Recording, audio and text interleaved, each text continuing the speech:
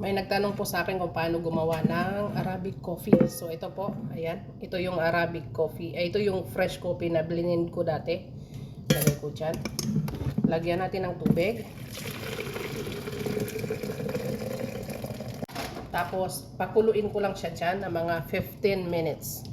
Ito po yung cardamom. Giniling ko siya.